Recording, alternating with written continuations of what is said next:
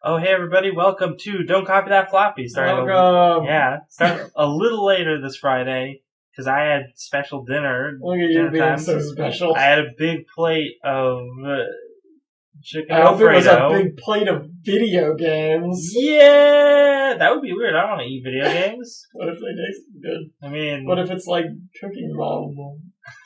That is totally acceptable. It's acceptable to eat video games if they're copies of Cooking Mama. Or, Babysitter Mama. Oh no. Oh no. How were you raised, Dad? Anyway, this is Don't Copy That Floppy. We're a weekly video game news and other fun stuff podcast. Yep. I'm your host, Lex. I'm joined by my co-host, Dan. Yeah. So we're broadcasting every week, usually from 7 till 8, but this week it's going to be 8 till 9. And we talk about video game news, do some game reviews, and pretty much that's it. You can listen to us right on the website, chitbit.net, or you can download a little file from there and listen to us on the iTunes, on your Apple product of choice. Please follow us on Twitter. Apple, please give us money. Apple, please. On Twitter. And follow us on Twitter and Facebook. Facebook, we're Don't Copy That Floppy. You can like us on there. And on Twitter, our handle is @DCTF Podcast. That's us. That's us. We're the only one. I think. I don't really go on Twitter, so Twitter doesn't allow duplicates, right? I mean, maybe it does, in which case we're probably not the only ones. I don't think so. Oh, no. What have we got for today, Dan? We're going to talk about changes happening at Bioware. We're going to talk about GameStop, everybody's favorite subject when talking about video games. We're going to talk about some financial troubles run into both on Kickstarter and in the more professional gaming industry, I would say. Everybody's dumb. Everybody's dumb, basically, is what we're getting. People don't understand funding video games. We're gonna do a little fun story about Duke Nukem that was kind of a surprise in the news. Oh yes, very nice. Then, we're each going to do a game review. Usually we alternate week to week. This time we'll each be doing our own separate review. And then we're going to talk about some upcoming game releases. We actually have some this time, which we haven't had many lately. There's something coming out. The summer is almost over. The summer's almost over. Things are going to start coming out again. So the first story is about BioWare's executive producer, Casey Hudson, leaving the company after 16 years. Man. Yeah. That's a long time to be working at a company. And if people might not remember, but I believe it was only about a year ago, maybe 2 years ago, that the founders of BioWare left BioWare as well. Now, who is responsible for, what were some of their early titles? Baldur's Gate. See, that's what I was thinking. Stuff like that, yeah. So these are people... Old school isometric RPGs. Yeah. Mostly. So these guys were with the company since then. Yes. Yeah, because they came out around that long ago. Yeah. Casey Hudson was a technical artist on Neverwinter Nights and MDK2, which is really early stuff for them. And then he was project director on Star Wars Knights of the Old Republic. Most recently, everybody knows about him because of Mass Effect. Where he's project lead, or was project lead. I heard, as a quick little side anecdote, actually, remind me after this story, I have a quick side anecdote about MMOs. Okay. That I read about a little while ago. Sure. And I forgot about it, but I just remembered. Okay. So Hudson left, and I read through this already, and basically everything he's saying is kind of what you hear usually when someone in charge in a game studio leaves. Oh, I'm leaving to take a break and find out what I want to do next. And yada, yada, yada. All my passions. And BioWare studio general manager Aaron Flynn said Hudson's departure represented, and I quote, not an ending, but a new beginning. Oh, God. And I had to try really hard to hold back the vomit when I read that one. But man, Okay, I think the video game industry might be the worst industry for using stupid catchphrases and buzzwords. Yeah, it's like even when people are leaving the studio, they have to they pull out these super canned, like, nice PR phrases. It's pretty bad. Can't you just say he's leaving and he's done great work and we'll miss him? Like, could you just please no, just but say it's that? a new beginning for Casey Hudson. So his most prominent work was on the Mass Effect games as of recently. And he says in this article, Mass Effect, the new Mass Effect game is like well underway and it's all set. So he's like, I'm leaving it. Oh, excuse me. I'm leaving it in capable hands. So we'll still see a lot of his influence on this new game. I'm sure. I'm frankly kind of worried about that because I don't know how much of the folly of Mass Effect 3 was actually his fault. But I don't know. I guess I kind of blame some of it on him. And maybe it's just because he was the one who was like the face of the whole thing too. Yeah. So he was the one who was saying all of these completely untrue things about the game like a month before it came out. I still harbor some bitterness about Mass Effect 3. So I don't know, I guess I'm not that sad that he's going. That's terrible, because yes, that there is certainly a lot of bitterness to be had with that, yeah. But compared to the rest of his body of work... Yeah. He did good work. Yeah. He got corrupted by EA. As so many have. I feel like that's really the issue. EA's like the... Like, I mean, but also, like, he's not even, like, stopping video games. So it's kind of like... So what? Like, I mean, it's like, yeah, it's sad he's leaving Bioware, but, like, Bioware is way different than how it used to be anyway. So, if it wasn't him that was messing up Mass Effect 3, then hopefully he'll go and start making some good stuff again somewhere else. Where EA can't grab him. Can't grab him. So, I don't know. All these things always seem so wishy-washy to me, you know? Even when the founders of BioWare left, they were both like, oh, they said like literally the exact same thing. It's like, we're gonna take a break and find out what we want to do next. We're just going around to the corner store to get milk and lottery tickets, we'll be right back. Yeah, that's basically, it's all so like, I just really don't like it.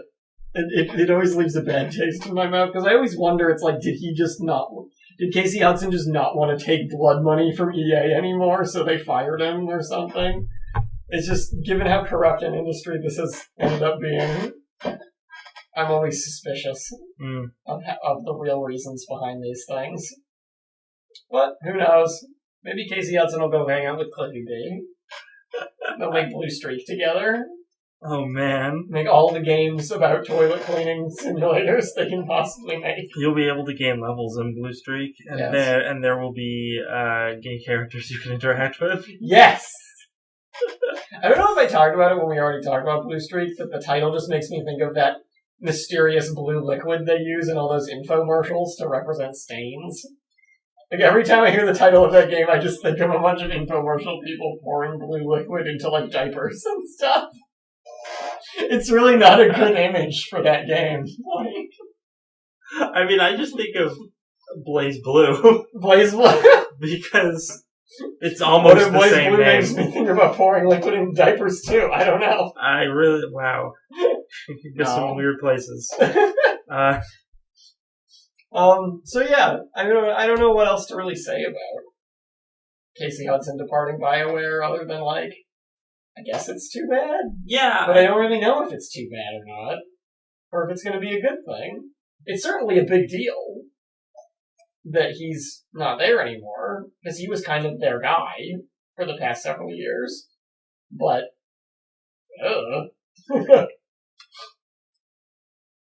You have any thoughts on this? I don't know. I mean, I guess I'm kind of sad to see him go. Yeah. But I was more sad to see the other people go last year. Yeah. So that's sort of... Because they were like the guys who made Baldur's Gate and all that good stuff. Man. Way back. Way back. When BioWare was teeny. Okay, so my little side thing. Oh, yeah. Is about, MMOs. Mm-hmm. And, they released a list of the top grossing free-to-play games, Mm-hmm. and I think there was also a list of specifically MMOs, which I'm having trouble finding right now. Mm-hmm. But I found the top-grossing free-to-play. Knights of the Old Republic, or the Old Republic rather, 8th place, $139 million this past year. That's pretty good. Yeah, it's apparently like doing really well Yeah, still. once it went free to play. Once it went free to play. Yeah. Microtransactions. Got all those microtransactions. I still have not touched that game. Dude, I like it. I just haven't played it. It's there's a lot of legitimate grievances in the sense that like the gameplay is WoW. But the way it is different and they put all the work into is the voice acting and the writing. Right. When you do like side missions, they're actual like stories that you play through. Very similarly to Knights of the Old Republic. Right. And that's just something you don't see in like any other MMO. No, it's not just go get me 8 boar eyes. No, it's definitely not that. That's good. And because that's what WoW is. Now, some of the missions do involve stuff like that, where it'll be like, oh, I'm trying to set up this like this machine to do this crazy thing, so find me 10 of these like parts that I can use to build it. But then you bring them, and he's like, this is what this machine does, and it's actually like an interesting story that you want to talk about. And yeah, that's what I like most about that game, and why I keep meaning to go back to it. Yeah, because that actually made it fun. But yeah, it's still doing really well, which which shocked me when I read it, because I was like, wow, that's still in the top 10. Yeah. I mean, that game had all sorts of problems. But I guess coming down the pipeline. I guess so good for them, I guess. They salvaged it. Yeah. So didn't really pan out to what they were hoping for, but it's but the fact that it's that successful is kind of like, at this point, who cares? It was not an EA mega hit. No, it was not. Oh well. Let's talk about something happier. Oh, GameStop. Actually, okay, so this is the part of the show. Oh, this show has a lot of hate in it. Yeah. So this is the part of the show where we're going to sit back and crack open a couple of bottles of Haterade and just keep chugging them for this whole rest of the show until we do our game reviews, which we both are things that we're really happy about. Yeah. So get ready, everybody. So get ready for some spiteful vitriol in these next few things. Oh no. So GameStop. Do we want to start? Which of these things do we want to start with? Actually, there's one terrible thing, and then there's one thing that's just like, okay. Okay, yeah. Let's start with the okay one. Okay. Good news first. The thing that makes me just kind of go, okay, is that GameStop is apparently overhauling their trade-in program with a new system that will end up giving you more money for the games you sell. Now, this is from an article in Polygon from August 5th. Yes, which, in unprecedented fashion, quoted a Kotaku article. Oh, no. Polygon, Kotaku what are you doing? Might have gotten the breaking news story on this one. We're going to talk about Kotaku Should later. we pop open some champagne? Or something? The people at Kotaku probably have already. I'm sure they have. And they watched some awful anime together. Hey, Sword Art Online's the smartest anime that's come out in years. I just want you to know that. So anyway... So said the man in the beret. Kotaku, go die in a fire. Please do. So this initiative, beginning August 18th, simplifies GameStop's current model, which offers up to 10 different prices for a game. I'm going to first say, I don't know what that means. I worked at GameStop, and I have no idea what they're talking about. One of the articles I read gave, like, a chart, and it was confusing. Like, they offered... When I took trade-ins at my time at GameStop, we offered 2 prices for the game. The value you get in store credit, or the value you get in cash. Yeah. And all it was, this is the store credit, if you get cash, it's 20% less. Now, maybe... I don't know what this is referring Maybe they made it more complicated after you left, because it seems like their new policy is that. My current source at GameStop is saying that is not the case. Oh, okay. She is shaking her head from across the room at the moment. We have an inside source. We have an inside source. She's trying to sleep, though. Yeah. So anyway, they are also saying that these 10 different prices were reduced to 4. I don't know. while increasing buyback payments by 20%. And it'll still make a difference if you have the rewards card, and you will still be getting less if you get cash. They say they are not going to have complex multi-tiered trade promotions.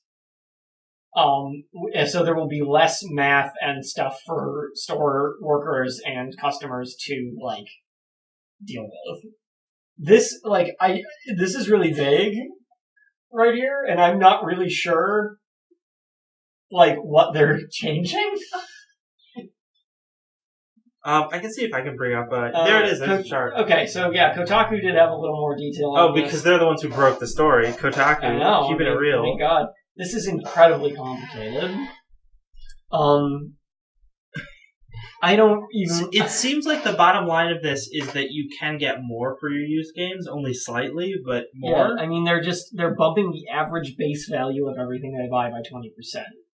So that great copy of NBA 2K8 is now worth 30 cents instead of 25 cents. Wow. Thrilling. Wow. So oh my God.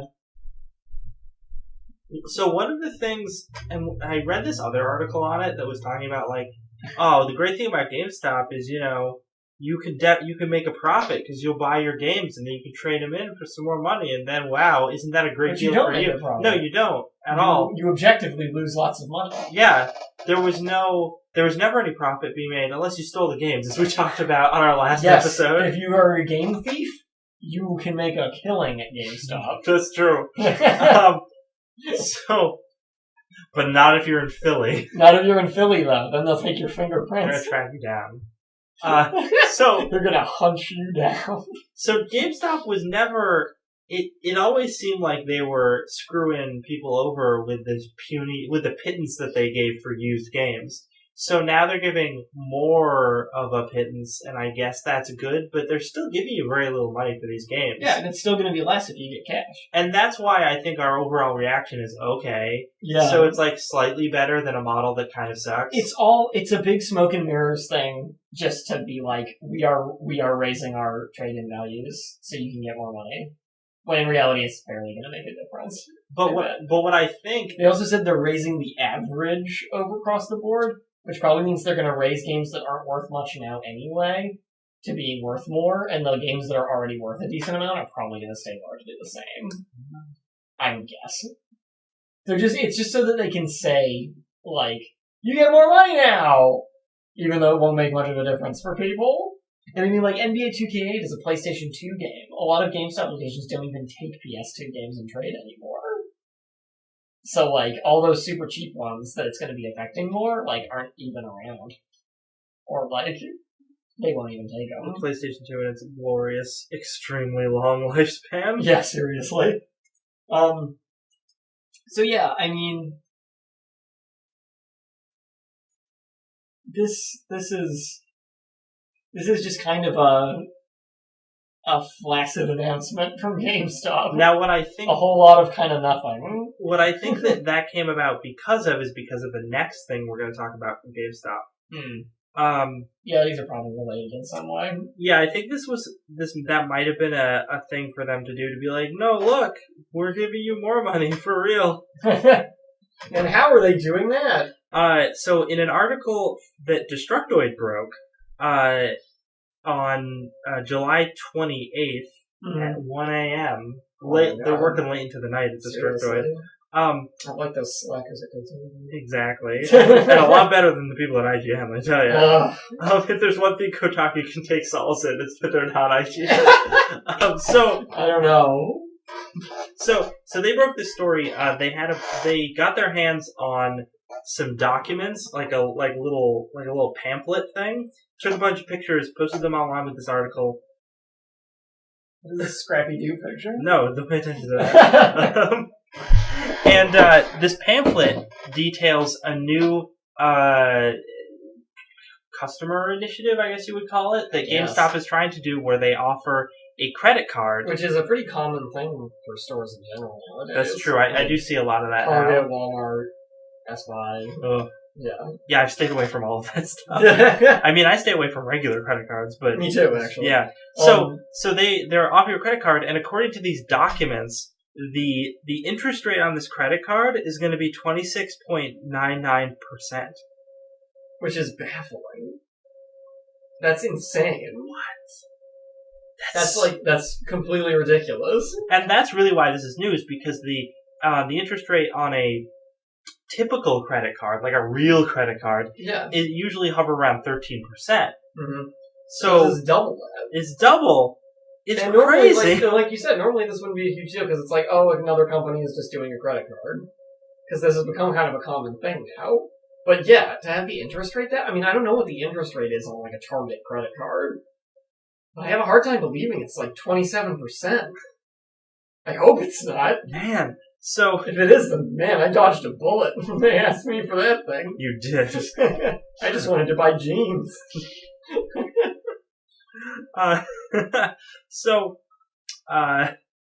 This is disastrous. Now, this has been leaked. We don't know if this is something they're definitely doing. Yeah. Obviously, they're very official-looking paperwork documents that there are pictures of, so it seems like this is something they at least are thinking about doing. They haven't started doing any test stores or anything. And as far as I know, they haven't really responded to this when people have asked them to elaborate on it. I'm not aware. So it seems as if they're just not going to say anything, which makes me think that it's true. Yeah, and they're backpedaling now and being like, oh, we need to change this. Hopefully they'll lower that interest rate to 13%, which is still a lot of interest. But it's normal at this point. Yeah. So this could be so disastrous because... Okay, you two can probably answer this for me, but what is the average age range of people that are shopping at GameStop? Like, who actually buy a lot of stuff? I mean, it's a lot of times it's just parents buying stuff for their kids. Okay. But it's also teenagers. I'd say at least around us, it's a lot of college kids. That's true too. During college time in this area, it's a lot of teenagers and young 20-somethings. Yeah. But yeah, younger people. Now there's a reason why parents usually don't entrust credit cards to their teenagers. I mean, sometimes that happens, and it's always disastrous. Isn't that becoming more common now too, though? I mean, I don't know. Maybe it is. I haven't been following. I hope it's not, because kids certainly aren't making any better decisions these days than they used to. So there's... Like, you don't really want teenagers to have credit cards because they usually make really bad decisions and then accrue a lot of interest and then just put themselves in debt. Well, the worst person to give a credit card to is someone who doesn't understand the concept of interest. Yeah. Which is a teenager. Yeah. Or a young child. And that's who seems like GameStop would be marketing these towards. Yeah. So, well, they're going to market them towards anyone who comes through the door. Well, that's true. Because that's what they market everything towards. But that worries me because that means it's going to be these teenagers who are going to use these cards and rack up a lot of interest. And then GameStop's going to be having a fun time because they're going to be making all this extra money off these stupid people. They'll be able to afford these higher trade-in values. Yeah, see, that's another thing. That's why I think that might have come out now. I think, we're going to make so much money scamming people with this credit card.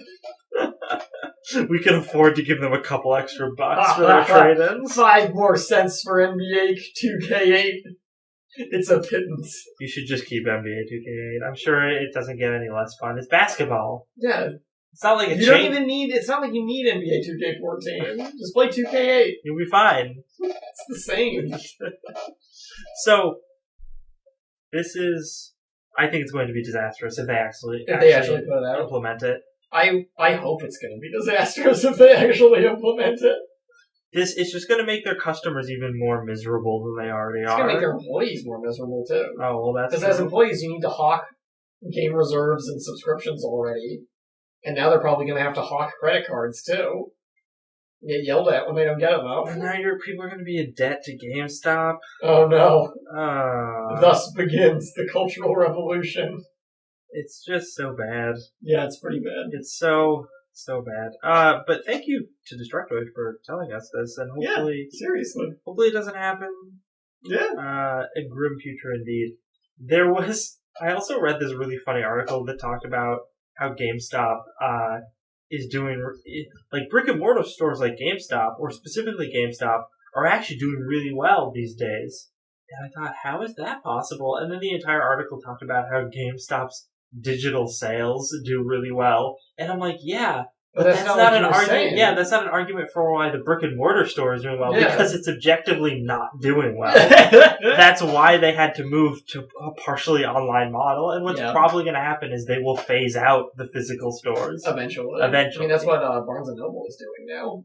They're going to be phasing out their physical stores. Really? Yeah. I had not heard about that. That's very interesting. Within the next year or two, I believe. Man. Yeah. That's fine. I don't like Barnes & Noble. Whatever. They're convenient. I don't know, Matt goes to Barnes & Noble a lot, so I have it. God, such bios. Goes to Panera Bread and then browses books. They're in the same shopping plaza! I know they're in the same shopping plaza. I think he's just in that shopping plaza all the time. Yeah. That's why. Let's not talk about Matt anymore. Hey, if you're tuning in just now and you're listening to Don't Copy That Floppy, a video game news podcast on Shitbit Radio. Sometimes we make fun of our friends on it. Yes. So I'm your host Lex. I'm Dan. We're every week. We're usually 7 to 8. This week we're 8 to 9. Change it up a little bit. Yep. You can like us on Facebook. Don't Copy That Floppy. And you can follow us on Twitter tweet us on the Twitter. The tweeter at DCTF Podcast. Yep. And you can listen to us right on chipbit.net, or you can download a little file and listen on iTunes. And I think a YouTube channel is coming in which I will be uploading these. They won't have video, which is kind of a bummer. Get it together and make a dummy email and get Gmail. Our junk together. Yeah. And one day in the future we will have iTunes. One day. So, we're talking next about money problems with developers. So our next two stories, which are going to take up the next big chunk of the show. One being much more recent than the other. Yeah. Are about developers messing up making video games. Especially in the financial department. Definitely. Pretty much mostly in the financial department. So for this first one, we're going to quote the Kotaku once more, because they actually have a very nice. They do have a very nicely written article about this. Yeah, which is from the 22nd of July. Yep. This story's been around for a little while now, but we haven't really touched on it yet. Yeah, because even this article is sort of a retrospective on all of the accumulated stuff that happened. Yeah. And we briefly mentioned this last week, and said we were going to talk about it more this week. Just in the context of so we are, but we mentioned it also in the context of Kickstarter games as like a thing, because this is related to Kickstarter, and we recently saw the release of Shovel Knight, which was a Kickstarter funded game that turned out fantastically. And what's that? What's the spiritual successor to Mega Man? What is that called? Mighty Number 9? Yeah, that is not out yet. Well, yeah, but that was a successfully funded Kickstarter campaign as well. Yes, I was more saying Shovel Knight, as far as it actually being released and being an awesome game. Well, that's true. It did get all the way through. It got all the way through its development cycle. It came out, and it was really good, and it was what was promised. So what we have here is the exact opposite of that. Now, this article is entitled "How a Successful Kickstarter Lost $500,000." Great. And this is about Yog Ventures, which is, for those who don't know, an ambitious video game project helmed by a group of YouTubers called the Yogscast. These guys kind of got their break by streaming Minecraft. And I have listened to them every so often in the past. I'm not really a fan, to be completely honest. Is Total Biscuit part of this?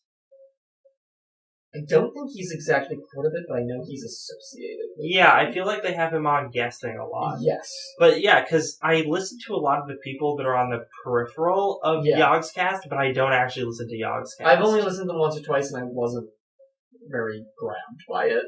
And in preparation for this, I actually did listen to some of it and watch some of their little animated shorts that they did. Yeah. And I was just like, I don't understand what the appeal is of Yogscast, but people like them. But hey, we're not here to crucify Yogscast any more than we already just did. Not in the sense of their programming. Yeah. More in the sense of their coding. Yeah, I think we have I think we have kind of we have a bit of a bias against them after this whole Yog Ventures thing. Oh, definitely. So they basically decided, hey, people like us, and people like when we play video games. I bet people would like it if we made a video game. So they came up with this very grand project to create the game you've always wanted. And they did a Kickstarter, and all their fans and people came out to fund it, and they made $567,000 in 2012 to fund this project. They lined up a studio called Wintercool Games, spelled in the most obnoxious way you could spell it. Of course. And Wintercool Games, which was made up, I believe, of some friends of theirs who they had as like artists and coders and things like that. And they said, we're going to take all this Kickstarter money and we're going to make this super ambitious sandbox game. Kind of like Minecraft, but not. Wintercool is spelled Kewl. See what I tell you? Oh no. I saw that and I was like, doomed to failure when you see that spelling. So, this was also that studio's first game. Wintercool Games is not a studio that had made a game before. Like, it was formed to make. Nor will they make a game again, because I think they disbanded. I believe they did. In March 2013, so I believe that is about a year after they were funded, they put out a little blurb once they announced they had entered alpha on the game, and they said, unfortunately, that ate the majority of our budget while we worked in R&D, so ever since December 2012, we've had to fund the development of Yog Ventures ourselves. So, basically, they took time off of all their day jobs that year to work on the game, and then realized that they were running out of money, and that wasn't actually enough time to make a video game. Because obviously, so the more I hear about Wintercool, it's obviously their friends who they said make this game for us. Yes. And their friends were like, oh, we'll fill out the paperwork to start a company so we're more official. But they weren't, if they had gone to a real game company, then no one would have to take time off from their day jobs because their day job is game developer. Right. Also, I believe that if they had gone to a real game company, they would have been told flat out that $567 was nowhere near enough money to make the kind of game they were trying to make. Yeah. They could have made a nice mobile app. They could have. They could have made a nice, 2D indie dealy, too. If Kim Kardashian has taught me anything, oh god, make a cheap mobile app, microtransactions, you'll make all your money. Yep. Hand over fist. Yep. They should have just asked Kim Kardashian to make Yog Ventures for them. You should have asked Kim Kardashian for advice. They, Man, this is sad. Okay, hold on, as a side note, in a world where a video game podcast that is liked and well respected in their community, who genuinely wants to make a video game, fall on their face and cannot do it, and at the same time, Kim Kardashian says, I want to make a video game! And makes a multi-million-dollar grossing video game. Yes. I hate the world we live in. It's pretty bad. It's bad. It's really bad. So, it's also sad because the founder of this game in early July said that he had shut down the company and turned over all development work back to Yogscast, said that he had invested $25,000 of his own money into the game, trying to get it to work, and that the work had cost him his marriage. This whole story of this game is just a parade of misery, and it's really upsetting and actually, and stupidity as well. So it's I feel bad for them on the one hand, but on the other hand, it's why did you guys think you could do this? And this head designer guy who's I put $28,000 of my own money in, and I'm like, why? No. If the Kickstarter campaign made that much money, and it gets to the point where you have to put more than $1,000 of your own money, and $25,000 even from what you saw already, that's not going to be enough. Yeah, you as the head of that development team should be listen, I shouldn't be putting my own money into this. This is a red flag that I need to get out of this project. Yeah. And the fact that he put that in, and then he also let it break up his marriage. Seriously, dude, where are your priorities?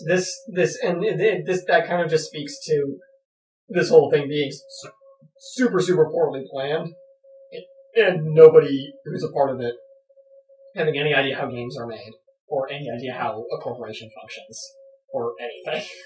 Basically, it's sad, and I do feel bad for them on some level, but at the same time, it's they totally screwed this up on their own. And they, Yogscast sent a letter to their backers saying that the game had been canceled finally, within the last month. And said, although we're under no obligation to do anything, we're going to do our best to make this right and make you really glad you backed this project. Backers would no longer receive copies of the game as part of Kickstarter rewards, since there was no game, but they promised to send out codes for a game called Tug, which was made by some of their other friends. Great. Okay. So the big thing here is they are in fact under obligation to do something about Yes, this. according to Kickstarter's frequently asked questions. That's like one of the biggest things. The creator of a Kickstarter, if funded, is legally obligated to make good on what they promise. Yes. So these funders could sue them? They could. I don't think they will, because they love the Yogscast. Some fans have asked Wintercool/Yogscast for refunds, and have been told there's no money to give them because it was all used up. Yeah, and that makes sense. That because does make sense. They had to pay people for their time in developing the game. Right. They actually give a breakdown of how they spent all the money. Yeah, which we can go through a little bit. Like, I mean, $35,000 for concept art, which sounds way too high to me, but okay. Concept art, skyboxes, environment textures. I mean, they got like a matte painter and concept artist from DreamWorks. And $35,000 for concept art and character designs from another guy. User interface. From Treyarch. Yeah. $35,000 for modeling, $35,000 for textures and surfacing and shader development. I mean, to me, this kind of reads like they didn't really know how to break this pricing up. No, I don't know how much this stuff specifically costs, but the fact that so much of it is just $35,000 for this, $35,000 for this. I think it's probably that they contacted these people and they said, "Will you do this thing for us freelance?" Yeah. And the person quoted them this price, which is probably not unreasonable, but again, it's people working for them freelance, which means they'll probably end up paying more out of pocket than if they had a legitimate studio with people working there. Right. And then the pay structure could have actually made sense. I mean, allegedly also, Wintercool's the head of Wintercool said that one of their artists quit after 2 weeks to join LucasArts and took his $35,000 with them. Yeah, wow, you shouldn't have trusted that guy. They shouldn't have trusted that guy, but they also should have had these people sign contracts of some kind. That's another thing. If it was a real studio, then there would have been contracts like that. They would have had to worry about that. Like, they were completely unprotected from something like this. Can I point something really funny out in here? Yeah. 15,000 Unity developer part-time/intern. So the intern got paid that much money. I'm like, dude, you don't even pay interns. You're not supposed to pay interns. What are you doing, you guys? You don't know how business works. They'll work for free. They're like sweatshop labor. So at this point, it really feels to me like, I mean, understandably, Yogscast is trying to kind of sweep this under the rug almost. Like, and they're trying to get people to not bring it up. And they're definitely apologetic about it. They are, but they're not, like... I guess I don't know what they could do to be more apologetic about it. I don't. Well, I think the problem is them being apologetic isn't enough at this point. No, it's definitely not.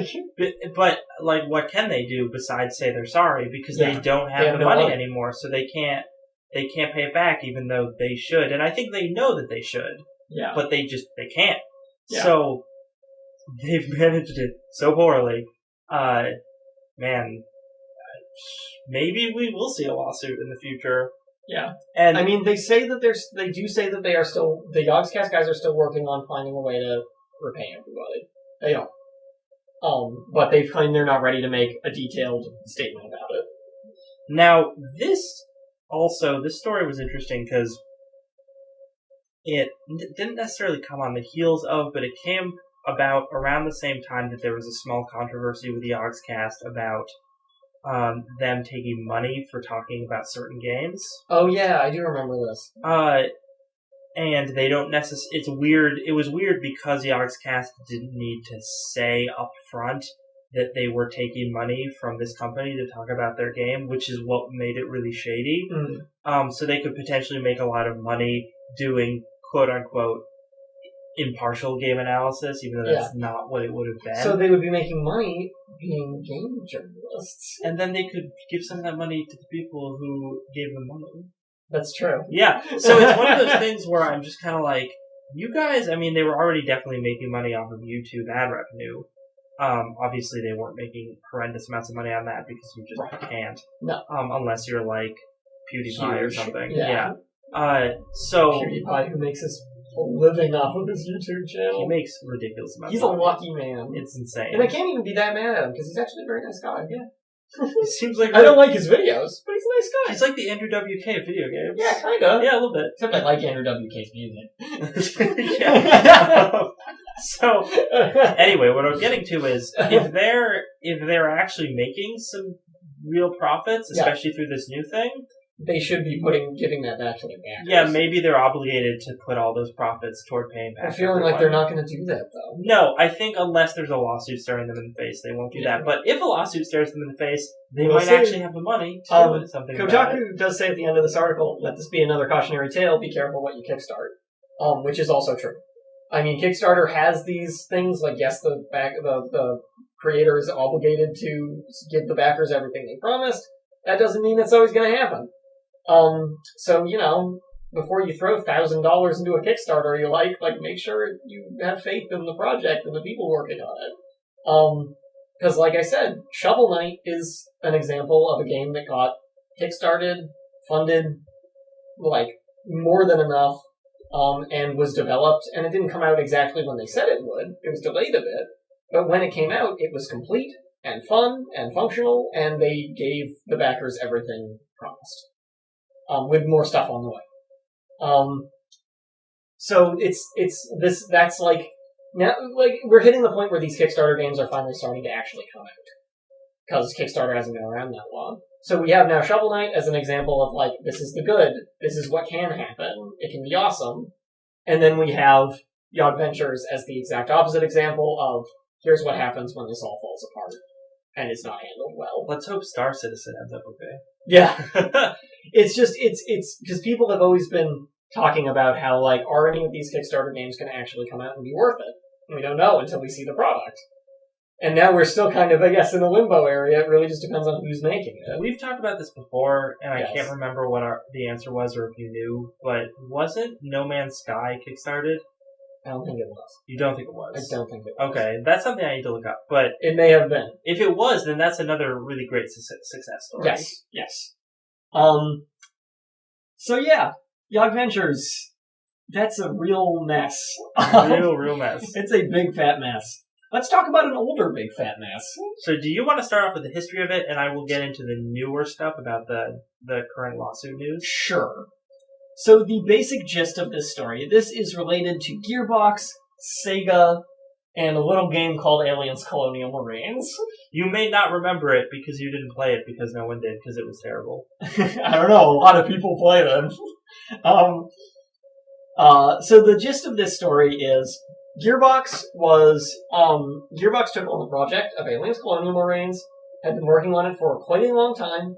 Was it 6 years? Yes, I think I read it was that a somewhere. 6-year dev cycle or so. Working on it for quite some time under guidance of Sega. Sega was the publisher and was giving them lots of money. Because they own the rights to the Aliens franchise. And so they hired out Gearbox to make it for Yeah. them, basically. They were given $60 million with which to make Aliens Colonial Marines, which is a hefty sum of money, probably more than enough to do a good job. At E3, before the game's release, they showed off gameplay footage, quote-unquote, of it, which looked good, looked like what had been promised, and it was shaping up nicely. The game then released, and was god-awful in just about every way. It was basically broken. It was pretty much an unfinished game, and people wanted to know what happened. Now, what was even worse was that the footage at E3, Yes. the level that's played through in that footage, is not in the game. No, it was a purely fabricated demo for E3. It then came out that Mr. Randy Pitchford of Gearbox would be the man who knew about all this stuff. Allegedly, that $60 million for Colonial Marines, which they received from Sega, was shifted to other projects, namely Borderlands 2 and Duke Nukem Forever, I believe. Now, I don't think it was all of that money, but it was it was a chunk of A it. significant chunk of it. Regardless, some shady dealings went on here. I know Randy Pitchford had something to do with it, because there was a lot of stuff leveled his way when this news first came out, and he was kind of dodging the issue for most of that on Twitter and such. I ask myself why he still has a job there because of all of this. It's the thing that keeps me awake at night. It is the thing. Why does Randy Pitchford Why does Randy still have a Pitchford job? still have work? Because, I mean, Borderlands 2 was more his baby than these other two games, and the fact that he kind of, like, embezzled money from Sega into his own personal project is just, like, that's really unprofessional. Now, see, the thing is, I'm not sure how proven any of the shifting Yeah. around of money has been, and that's why there haven't been real repercussions towards Right. him for it. I mean, there were, like, whistleblowers who had come out from Gearbox anonymously and talked about this. How trustworthy those sources are, like you said, is up for debate. But there were several around that time who came out and basically said, like, very little of this money went to aliens. Instead, it was shifted to other projects at the behest of the people in charge of Gearbox. So, what's the current state of affairs with all of this? Because this whole problem has not blown up. No, As much as Gearbox wishes it has. because there is a lawsuit going down. Now, Yes. another player that is important to mention before I go into this in this whole drama is Timegate Studios. Now, Timegate Studios is a third party that Gearbox hired to actually make Colonial Marines, which is so silly because Gearbox was hired to make Colonial Marines by Sega. It's like they just keep passing the buck. They're like, I don't want to make this. Here, you make it. I don't want to make this. Here, you make it. So they're also sort of involved in this. Yes. Now there was a lawsuit that was it was levied against Sega and Gearbox late last year. Here I'm specifically citing a Destructoid article from August 1st.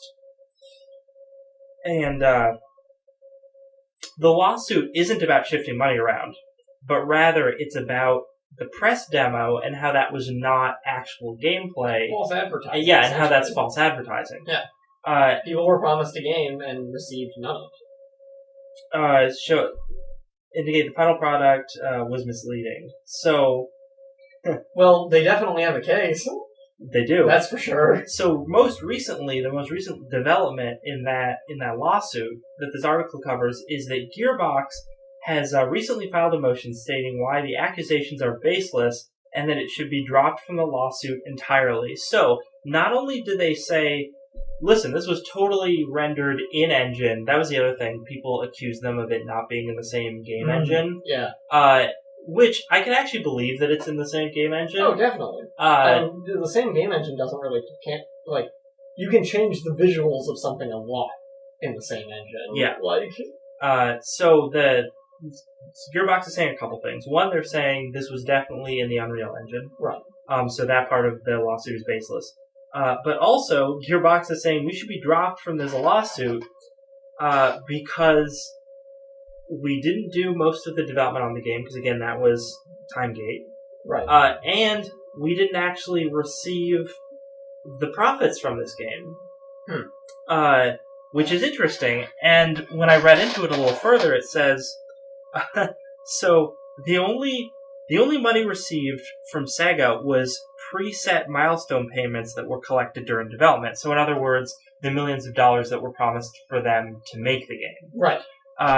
And then they said they didn't receive any money from royalties of sales of the game, and they did not receive any of the, the kickbacks or something. There were sales of the game were poor to qualify.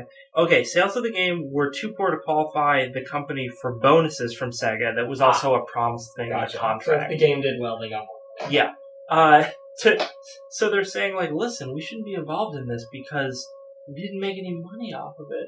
And I'm like, well, you didn't make any money off of it because it was really bad and didn't sell well. Yeah. But that doesn't mean you shouldn't be involved. No. So it's like that second half is such a poor argument. Yeah, it is. And I mean, like, if the accusations are this is false advertising as well, like, all you need to do is put that E3 demo on one screen and then put the game on the other and compare the two. And at that point, I think you can just let people decide based on what they're seeing. And you know? think that at some point in this court case, the judge would say, okay, bring forward evidence of, like, let the jury see the code of the game and Yeah. the code of the demo, Yeah. and have like an expert come in to It's not compare hard them. to bring in and prove that the game contains nothing like the demo. Yeah, and I think this is probably just because court cases take a long time to sort of like go through. I'm assuming that this is still in the early stages, even though the lawsuit was sent against them last year. Yeah. So they're still probably trying to figure out how to. I don't think they've gone to trial yet, so I think they're still trying to figure out how to settle this out of court. Right. And Gearbox is just trying to jump the ship so that they don't have to be attached to this. Right. This is. It really, again, it seems like they're trying to shift blame and not take responsibility. Yeah. And also, if they didn't, like, do this stuff that people are accusing them of doing, then I don't see what the problem is with them coming out and telling people the truth. Well, it's interesting because one of the things they also keep saying is we had nothing to do with advertising. The people who were advertising it were Sega, and because we weren't developing the game, Sega was coordinating with Timegate for the advertising. Huh. So if this false advertising came out, it wasn't our fault. And I'm thinking, okay, for one thing, I don't think that's true, because I think you were the party that Sega contacted to get to Timegate. To me, that doesn't make sense, that Sega would be like, well, we'll just have Timegate do the advertising while you guys make the game. It seems weird to me. Well, it's Sega does the advertising while Timegate makes the game. Right. But then Gearbox just isn't involved. To which I would say, well, then why would Sega keep paying you if they have direct access to the third party that's actually making the game? So what I'm thinking is, even if this argument is true and they didn't have anything to do with this footage, that's the false advertising, I think it still shouldn't matter, because if Gearbox hired Timegate, it is their responsibility. They're responsible for the stuff that company does. Right. So Sega has blame in this if they were doing the advertising, and they are, no one's arguing for them not to be involved in the lawsuit. And Gearbox should still be, because it's their responsibility. Yeah. This third party. I mean, their name's on the game. So there's certainly that. Like, it's on there when you start the game up. Gearbox Studios. So we'll see how this unfolds as time goes on. I mean, probably it'll take a while, but I am curious to see how it all ends up. Until then, play Alien Isolation. It looks like a good Alien game. Yeah. And maybe Borderlands the pre-sequel, if you're into that. That's probably going to be really good. I mean, Borderlands 2 is really good. I'm not a Borderlands guy. Okay. But it's good. Yeah. I don't think it's a bad game. I'm not really that into it. So yeah, let's do our, want to know a cool thing, everybody? Yeah, you do. An unreleased Duke Nukem video game was discovered in the Library of Congress. I thought that this was a parody article. No. But it's not. A technician in the Library of Congress discovered Duke Nukem Critical Mass for the PSP, which was never actually released. So that's pretty cool. Yeah. It's just this weird discovery. Duke Nukem Critical Mass that was going to be for the PSP. Yeah. So this guy Gibson was performing an inventory of recently acquired video games, since they've started keeping keeping track of them.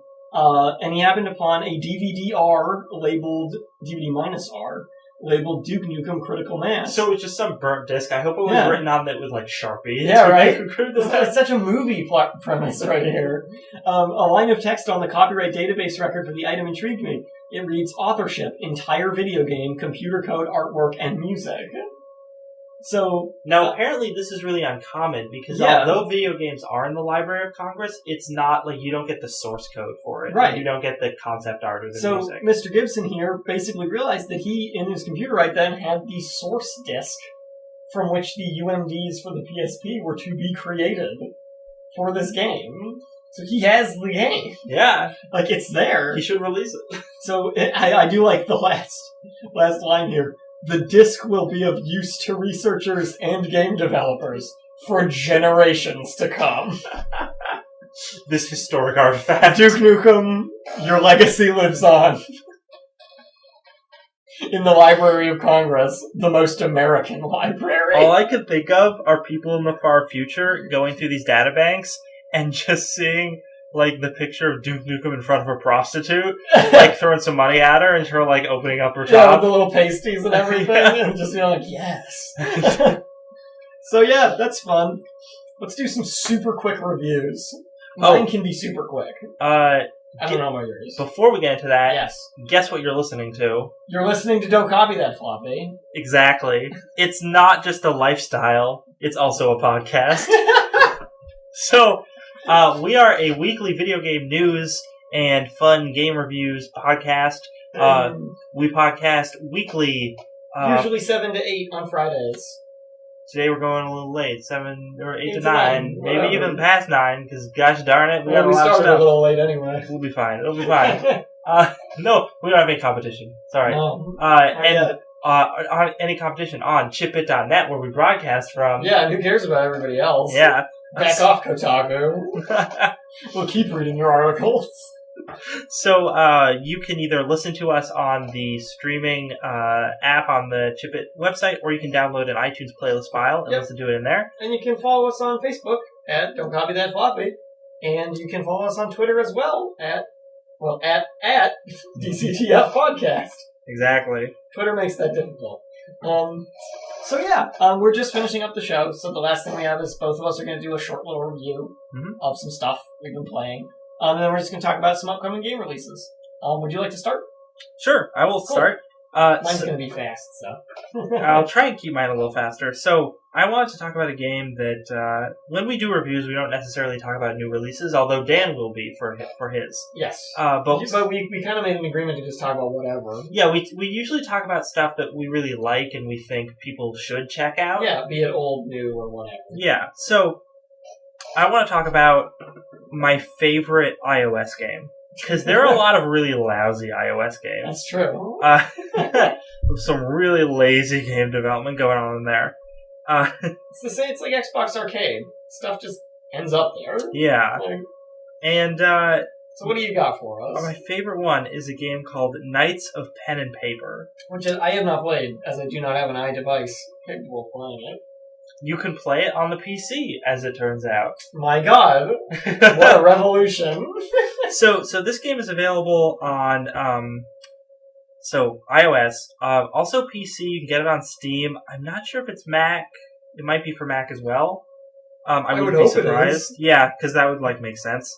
So I'm gonna assume right now I couldn't find a regular Wikipedia page for this game to get all these useful. That was weird. tidbits. You're trying really hard. It was really. I don't know why. Maybe I'll make one later. Do it. Because it just should. Why Then wouldn't you'll it? get banned from Wikipedia for editing it. Oh no.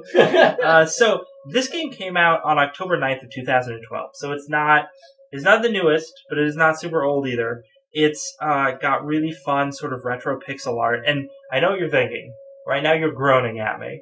Because pixel art games, we are way oversaturated with indie pixel art games. It's so lame. It's just retro pixel art. Yeah, but sometimes you'll get retro pixel art games that are really awesome, and Shovel Knight's definitely an example of that. Yeah. And I think Knights of Pen and Paper is also one.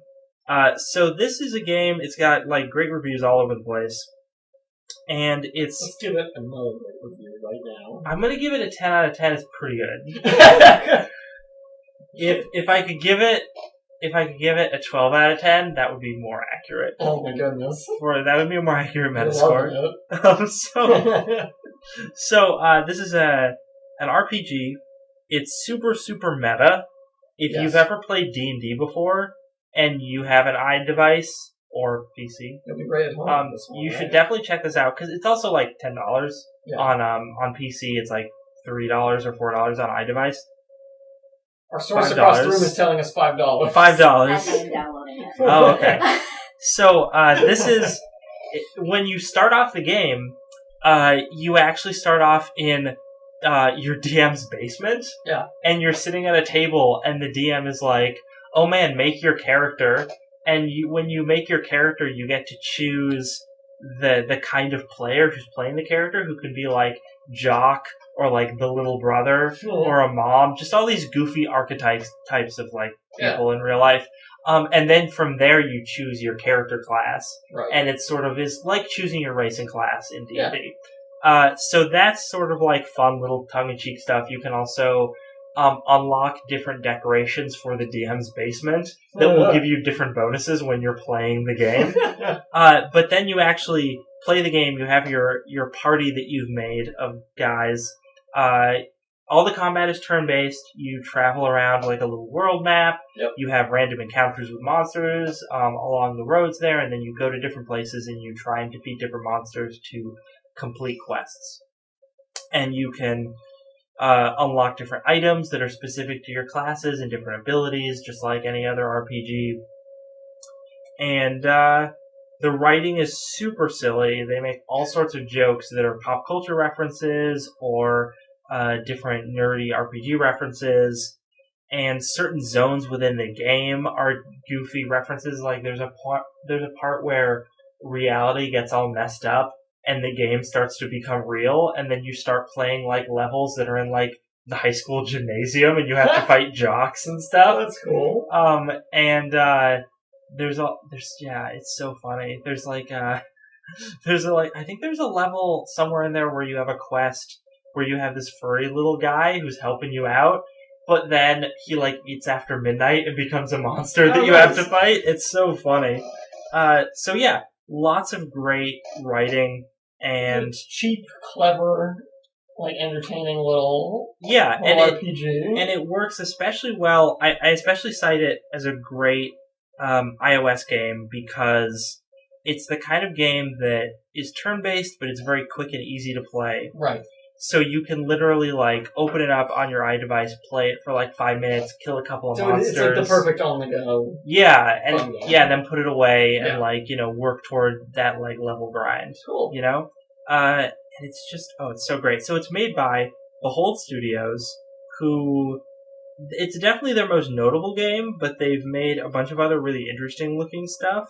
All their stuff is usually like pixel art-y. Right. They have one game called Chroma Squad that I'm going to have to check out very soon because it's like a Power Rangers spoof. I'm gonna have to check that out. and it's also super meta in that you run the studio that makes the Power Rangers style TV fantastic. show. So that's something that I will probably be reviewing later. But it is distributed by Paradox Interactive. They've been around for a while. And it's a very different kind of game for them. Because I know them from making stuff like the grand strategy RPG games, or not RPG, RTS games. Yeah, strategy stuff. That are like super complex and nothing like a silly turn-based RPG, like Crusader Kings and Crusader Kings 2. Diplomacy. Man, their games have Europa Universalis. Yeah, I played that. Wow, that game. Wow. Oh, cool. So yeah, it's different for them, but definitely very different. They're probably they're just putting out some little neat iOS games, helping them get out there. So Knights of Pen and Paper, check it out. 10 out of 10, pretty good. Yeah, if you're into any of that stuff, you will get a hoot. You have a hoot playing it. I'll give a hoot.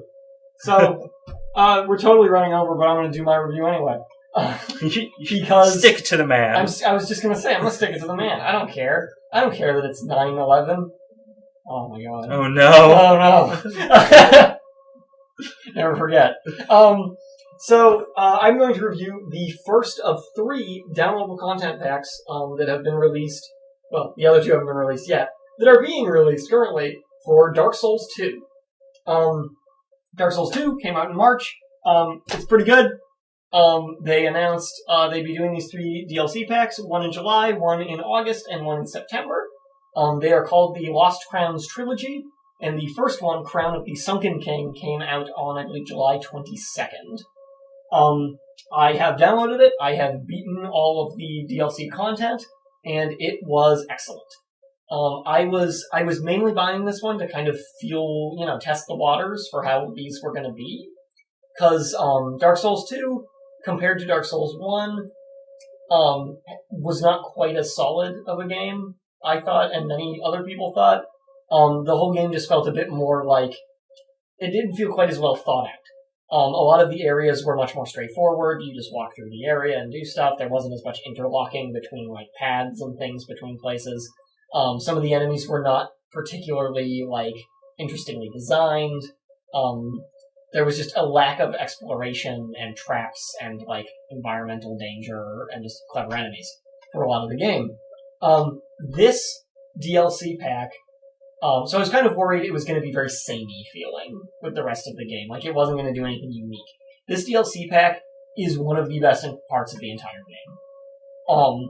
This DLC pack feels like one of the best areas from Dark Souls 1 in how well put together and thought out everything in it is.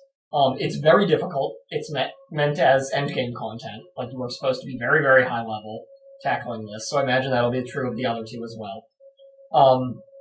And in this one, you go down deep, deep underground into this like, cave city with these big, like, Aztec-styled pyramid buildings.